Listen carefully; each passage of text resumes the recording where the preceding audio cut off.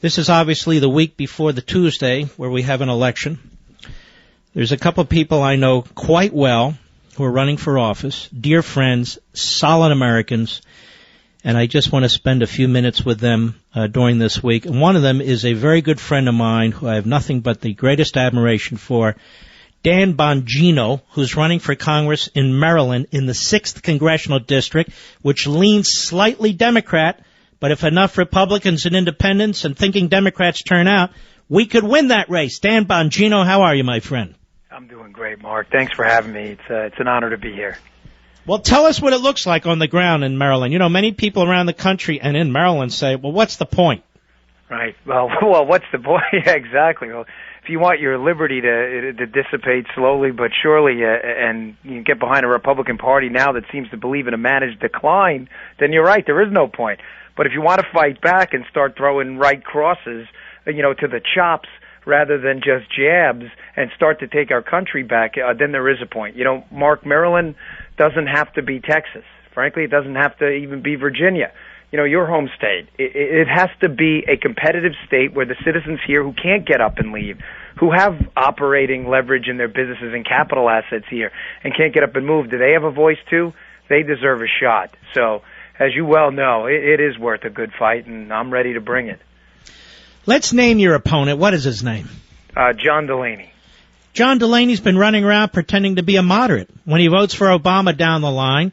He's a former banker who throws millions of dollars into his campaigns.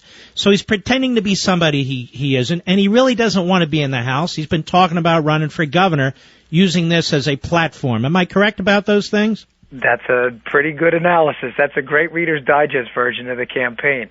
Yeah, he doesn't even tell anybody he's a Democrat anymore. All his commercials are bashing me, and they're spent telling everybody how independent he is. Well, I could give you the numbers, 90+% with Barack Obama. Just, research them yourself, folks. These guys, you said it right, Mark. I was listening to your show a while back. You were talking about how compromise, when the media talks about compromise, they only mean Republicans acquiescing on conservative principles to liberals. They never mean it the other way around. Yeah, when we talk about, hey, can we cut taxes? No, we can't do that. We need a compromise. The compromise is always let's hike taxes, and that's what they do. So he may have run for office as a blue dog, but he certainly hasn't voted as one. And I'll tell you what, I'm not interested in what's in his head. I like him. He's a nice enough guy. I don't want to date him, okay? He's the congressional representative. It's how he votes that matters. And he votes with the Democrats, and he's burying the state. And he's just another, another vote with the Pelosi, Obama, Clinton, Elizabeth Warren clan. And the vast majority of your support's coming from the grassroots, from small donations, from the bottom up. You're not getting a lot of help from the big boys, are you? A lot. We're not getting heady. Mark, they never even called after the primary when we won. Wait a minute. The National Republican Congressional Committee in Washington that sends out a zillion pieces of mail asking people to contribute so we can get in a conservative House. How much have they given you? They wanted to charge us to use their mailing. What do you mean give? They wanted to take money from us. They haven't given me a damn thing. They never even called after the primary to say, hey, nice job. We're not going to support you, but nice work, pal. Thanks for representing the brand. Nothing. I mean, zero, zilch, nada. The absence of value, zero, nothing. This is all grassroots. I'll be honest with you, Mark, if it was not for your radio show and some of your friends in talk radio that have also been very nice to me and other shows that have been kind enough to have me on, this race we'd be losing by 20 points. What has enabled us to close this thing to the point where now I'm pretty sure we're going to be ahead in our next poll is people like yourself willing to take a shot on guys like me. That's it. No one else has done a thing, zero for me. It's been the grassroots and guys like yourself. This is amazing to me. And then if you get elected, which I pray you do, you would be just a stunningly outstanding member of Congress. Thank you. And if you are elected, then immediately you'll be approached by these guys. They'll want to be your best friend. They want you to fall into line and so forth and so on. You are an independent conservative, are you not? Absolutely. Yeah, at first, a Republican. I call myself a conservative Republitarian, depending on, the issues. I love it when they try to pigeonhole people into little boxes. But, I am absolutely a conservative first and a Republican now, almost a distant third. I hate to say it. Mm-hmm. Well, it's a problem because the Republican Party needs some work. Reagan knew it needed work. Goldwater knew it needed work. I do. You do. You're a patriot, and your background is you were with the NYPD, you were with the Secret Service, you were on the president's detail. You just decided that you would retire, and that way you could participate in the political process. Because why? You saw what was happening to the country. Mark, this has been done over.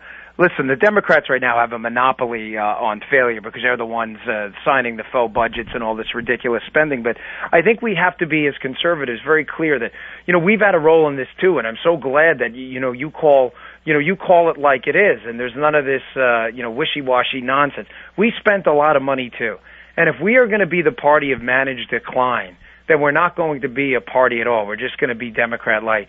We need people willing to stand out. I was an agent. I had left my job. I resigned because I felt like I was just part of the problem, Mark. I have to be honest with you. I didn't feel like the job was. I felt like it was noble. I was doing the Lord's work. I loved it, but you can't sit back anymore, folks. It's time to get up. And as I always say, we got to put the Cheetos down, get off the couch, stop throwing the Nerf football, and go find a candidate. Go find a cause. Go find a group that represents conservative ideas, and you have to do. Talk doesn't matter. It's not going to change the world if it doesn't motivate us to do something. And my wife and I decided we have to do under an unbelievable financial penalty, I might add. And again, I'm not looking for any of your audience's sympathy here. I just want to show you my dedication to this. We left everything, my health care.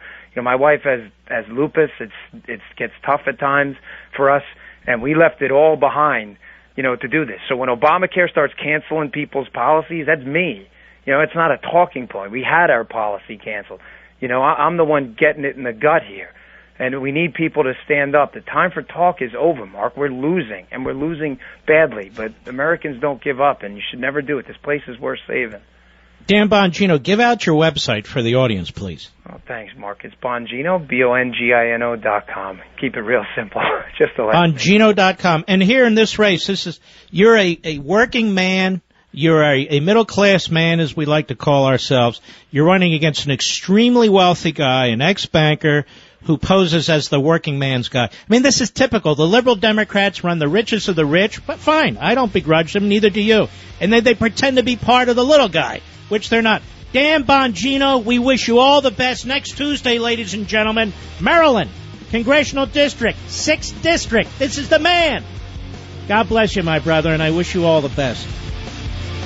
Dan Bongino. If you can help him, please go on Mark Levin Show Facebook, Mark Levin Show Twitter, and help the man. I'll be right back.